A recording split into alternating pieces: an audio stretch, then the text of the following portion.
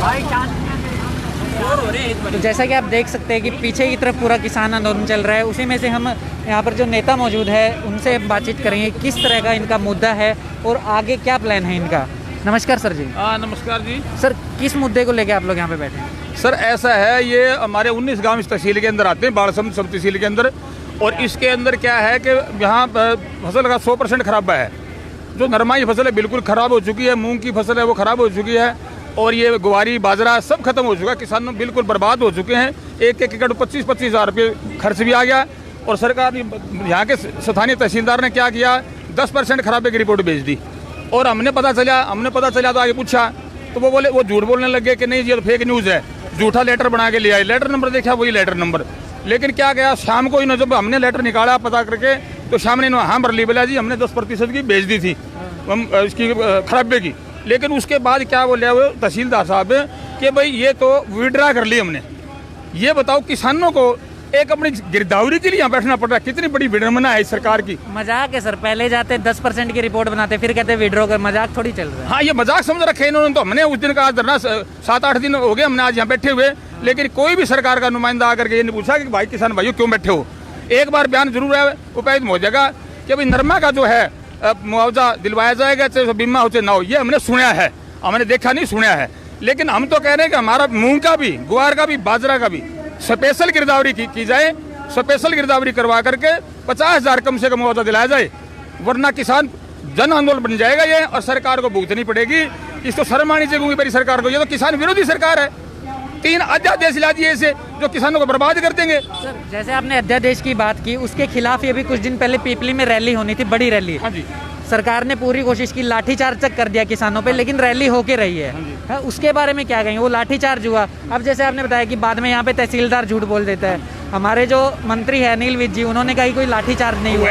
हाँ, इसके बारे में क्या कहेंगे सर? उसके बारे में क्या है, इनका सरकार का जो है ये जजप्पा और बीजेपी जो सरकार है इनका आपसी में तालमेल ही नहीं है। ये किस बात के मंत्री हैं? एक मंत्री तो कह रहे हैं कि लाठीचार्ज हुआ ही नहीं, एक मंत्री कह रहे हैं कि भाई गलत हुआ है किसानों के साथ। एक हमारे MP साहब धर्मवीर जी, उन्होंने भी ये कहा है कि किसानों के साथ लाठीचार्ज किया गया, अनुचित है, गैर कानूनी, ऐसा नहीं होना चाहिए था। दूसरे नेताओं ने बोला है, लेकिन ये बड़े बड़े मंत्री, एक मंत्री कह रहे हैं कि भैया लाठीचार्ज नहीं हुआ। ये तो बहुत बड़ा कांड है। सुनियोजित ढंग से लोगों को पहुंचने नहीं दिया गया। मैं दिलबाग सिंह हुड्डा भारतीय किसान यूनियन अम्बावता का महासचिव हूँ। मेरे साथ कृष्ण किरमारा जी किसान नेता थे जो स्टेट महासचिव हैं, और सत्यवीर पूनिया जी जो राष्ट्रीय उपाध्यक्ष हैं भारतीय किसान यूनियन अम्बावता के। हम कम से कम 25-30 गाड़ियों के साथ जा रहे थे, हमारे रोक क्या, और ऐसे पकड़ा हमारे को जैसे चारों तरफ से घेर लिया गया हमारे को, अपराधी की तरह रोका गया था अलग अलग जगह पर। हाँ, आतंकवादियों की तरह हमारे साथ ऐसा दुर्व्यवहार करा, मेरे के साथ धक्का मुक्की करी। इंस्पेक्टर थे उन्होंने, अच्छी बात नहीं है, मैं कहा and two is foul, don't touch me, वो एकदम से दूर हट गए। उसके बाद हमारे साथी मास्टर सतवीर गढ़वाल जी और हमारे मेरे साथी सुरेंद्र आर्य, इधर से वीरेंद्र पूनिया, अपने JP जानी, वह पूरी संख्या में हजारों आदमी लोग इकट्ठे हो गए। हमारे को वहाँ रैली में नहीं जाने दिया। 3-3:30 बजे हमारे को छोड़ा। उसके बाद हमको आप जाओ, उकलाना मोड़े पहुंचे, वहाँ DSP रोहतास और एक पता नहीं क्या नाम इंस्पेक्टर उकलाना, उन्होंने हमारे को फिर घेर लिया, वहाँ धक्के मारे और हमारे को वहाँ रोक के रखा जब तक रैली खत्म नहीं होगी। तो ऐसी गंदी सरकार आज तो हमने तो देखी नहीं, सरकार ने तो बहुत देखी, लेकिन किसान विरोधी सरकार, ये इतनी विरोधी सरकार है कि पूछो ही ना। इसका खामियाजा इस बड़ौदा के इलेक्शन भुगतना पड़ेगा इनको। बड़ौदा के इलेक्शन पे इफेक्ट होने वाला है। हर आज रोज है, कर्मचारी नाराज, व्यापारी नाराज, दुकानदार नाराज, आंगनबाड़ी की बहनें नाराज, हर आदमी रोड के ऊपर है सरकार के अंदर। हम भर्त्सना करते, निंदा करते। सर आप क्या कहना चाहेंगे, किसान के नाम पे ही वोट मांग के पार्टी पावर में आते हैं और उन पे लाठीचार्ज किया जाता है, इसके बारे में? सबसे पहले हम आपका बहुत बहुत धन्यवाद करेंगे जो आप इतने दूर या हमारे ये कवरेज के लिए पहुँचे। सम्मानित साथियों, जैसे कि आपने भी मीडिया के माध्यम से आप खुद लोगों ने कवर किया होगा कि जैसे कि 10 तारीख को हमारे किसान भाई पीपली कुरुक्षेत्र में होने वाली रैली के लिए जा रहे थे, तो हिसार में ही चंद पल दूर एक टोल प्लाजा पे उनको घेर लिया गया। पहले एक प्री प्लानिंग के तहत उन्हें रोक लिया गया, जबकि टोल प्लाजा पे रोकने का उनका क्या मतलब होता। पुलिस प्रशासन ने टोल प्लाजा पे पहले नाके लगा के रखे थे और उन किसान भाइयों के साथ जो दुर्व्यवहार किया, मैं उन दुर्व्यवहार की पुलिस द्वारा की गई दुर्व्यवहार की कड़ी शब्दों में निंदा करता हूं, क्योंकि यह एक कोई मतलब नहीं होता। जब हमारे किसान भाई शांतिपूर्ण तरीके से प्रदर्शन के लिए, रैली के लिए जा रहे थे, तो उनके साथ दुर्व्यवहार करने का क्या मतलब बनता है। जब हमारे बीजेपी खुद अपने बड़े बड़े कार्यालयों का उद्घाटन करती है, तब कोरोना कहाँ चला जाता है। अब माननीय प्रदेशाध्यक्ष बीजेपी आदरणीय ओपी धनखड़ जी अभी हिसार में कार्यालय का उद्घाटन किया और गया, और देश में भिन्न भिन्न कार्यालय मुख्यालयों का उद्घाटन किया बीजेपी। उस टाइम कोरोना कहाँ चला जाता है। अभी जैसा आपने देखा कि लोकसभा में प्रश्नकाल को भी रोक दिया गया, जो एक दमनकारी नीति है। हर सांसद को अपनी बात रखने का वहाँ अधिकार होता है। यदि आप प्रश्नकाल ही नहीं कर सकते तो सांसदों की नियुक्ति क्यों की जाती है। ये एक बहुत बड़ा घोर निंदनीय है। मैं जो देश में किसानों के विरुद्ध हो रहे अत्याचार की कड़े शब्दों में निंदा करता हूँ। आपका बहुत बहुत धन्यवाद जी। धन्यवाद सर, क्या कहना चाहेंगे इसके बारे में। जैसे कि अभी सर ने बताया कि जब आपके कितना बात कर रहे हो आपने पता है, कम से कम न्यू तो बताओ उन लोग हैं ना। मैं पहले सवाल पूछ लेता हूँ, उसके बाद मैं आपका परिचय जरूर लेना चाहूँगा कि आपका नाम क्या है, किस पद पे है आप। पहले मेरा एक बार सवाल मैं पूरा रख दूं। पहले बात सुन ले। पहले क्या नाम, मैं हूँ प्रधान संयुक्त जल संघर्ष समिति हिसार, जो पानी का ऐसा है। हमारी यहाँ आदमपुर के 19 गांव है बालसमंद तहसील के। यहाँ किसानों की मुख्य मांग है, यहाँ से 10% मुआवजा लिख 10% खराबा लिख के भेज दिया यहाँ के अधिकारियों ने, जबकि यहाँ 100 का 100% फसल बर्बाद हो चुकी है। और वो भी एक कपास के बारे में सोच रही है सरकार। यहाँ सबसे ज़्यादा जो राजस्थान बॉर्डर के गांव हैं ये बालसमंद तहसील के, यहाँ सबसे ज़्यादा फसल होती है मूंग की, ग्वार की, बाजरे की। बाड़ी तीसरे नंबर पे है।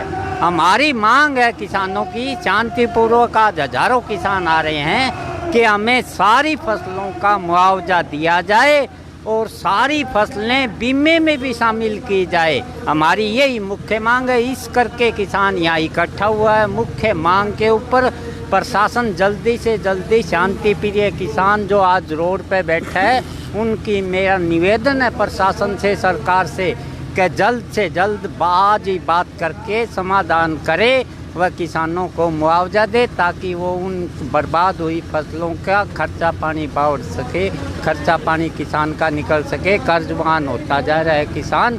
एक बार दोबारा पुरजोर यही अपील है प्रशासन से कि इनकी बात सुने और इनकी बात को पूरा करे और हमें फसलों का मुआवजा दे दे। धन्यवाद सर। सर, अगर इस आंदोलन के बाद भी, आज जो प्रदर्शन हो रहा है, इसके बाद भी कोई सोल्यूशन नहीं होता है तो आगे क्या स्टेप आप लोग उठाएंगे? हमारा आंदोलन निरंतर जारी रहेगा और हम निरंतर जो है ना आंदोलन का कमेटी जो फैसला लेगी, ये जो आज का आंदोलन है इससे हम बड़ा फैसला लेंगे। और इसके अंदर संयुक्त जल संघर्ष समिति और हमारे युवा साथी, हमारे 2 वर्ग मिल गए हैं। 2018 में हमने मिलके बहुत बड़ा आंदोलन किया था। अब हमारी ताकत बहुत बढ़ गई है। या तो सरकार आज हमारी मांग को मान ले, नहीं तो हम इससे बहुत बड़ा आंदोलन करेंगे और उस आंदोलन में किसी प्रकार का जान माल या किसी प्रकार का नुकसान होगा उसके लिए सरकार उत्तरदायी होगी। सर, आंदोलन के ऊपर लाठीचार्ज करने का जो कारण है, मंत्रियों ने बताया था कि कोरोना ना फैले, भीड़ इकट्ठी ना हो, इसलिए उन्होंने बताया था। लेकिन हम दूसरी तरफ देखते हैं, कोई जिला अध्यक्ष बनता है बीजेपी का या कोई और पद पे आता है तो बड़ी बड़ी उसके नाम पे रैली की जाती है, लोग इकट्ठा होते हैं स्वागत के नाम पे। इसके बारे में क्या कहेंगे सर?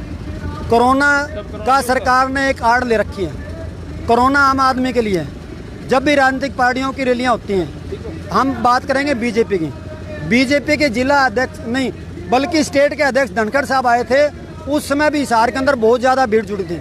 जब इन्होंने हिसार का जिला अध्यक्ष बनाया उसके अंदर भी बहुत ज़्यादा गैदरिंग थी, कोई सोशल डिस्टेंसिंग नहीं थी, कोई वहाँ मास्क का प्रयोग नहीं था, कोई सैनिटाइजर नहीं था। उसके बावजूद कालीरामन के अंदर शिक्षा मंत्री आए थे, तब भी ऐसा ही था। सरकार सिर्फ किसानों को दबाने के लिए कोरोना की आड़ ले रही है, लेकिन किसान आखिरी सांस तक लड़ाई लड़ेगा। और ये तो बहुत ही घटिया स्तर की सरकार है जिसने किसानों पे लाठीचार्ज किया, जो अपने हक के लिए जा रहे थे। किसान जो है ना, कोरोना काल के दौरान में अगर इस देश को जिंदा रखा तो किसान ने अन्न पैदा करके पूरे देश की 130 करोड़ जनता का पेट भरा, और उस किसान के ऊपर लाठीचार्ज करके इस सरकार ने बहुत ही घटिया काम किया। और ये जो लाठीचार्ज है ये बीजेपी सरकार के लिए इसके ताबूत में कील का काम करेगा। और आने वाले टाइम में बीजेपी को पता चल जाएगा कि किसानों पर अत्याचार किस प्रकार करते हैं। धन्यवाद। बीजेपी और जेजेपी दोनों, इसके अंदर दोनों जो ज्वाइंट सरकार है ना, साझी सरकार, इसमें जेजेपी और बीजेपी। और दुष्यंत तो अपने आप को ये कहता था कि मैं देवीलाल का पोता हूँ, लेकिन दुष्यंत ने ये दिखा दिया कि उसके अंदर देवीलाल के जरा भी गुण नहीं है और वो अपने आप को किसान का बेटा कहता था। बल्कि बीजेपी के कुछ जो है ना एमपीओ ने तो इस लाठीचार्ज का विरोध किया, लेकिन दुष्यंत ने क्या किया, वो माल कमाने के लिए, माल खाने के लिए कुछ भी बिल्कुल नहीं बोल रहा। सिर्फ जब विपक्ष में था तब दुष्यंत अधिकारियों के पास आता था और अपनी आवाज उठाता था, अब बिल्कुल भी किसी के बीच में आता, सिर्फ माल कमाने में लगा। चलिए, तो ये थे हमारे साथ किसान नेता। आगे इस मामले में क्या होता है हम जरूर आपको अपडेट देते रहेंगे कि इस प्रदर्शन के बाद क्या कोई सोल्यूशन निकल पाता है इस मांग के लिए। पीछे भी कोई भाई है, हम बात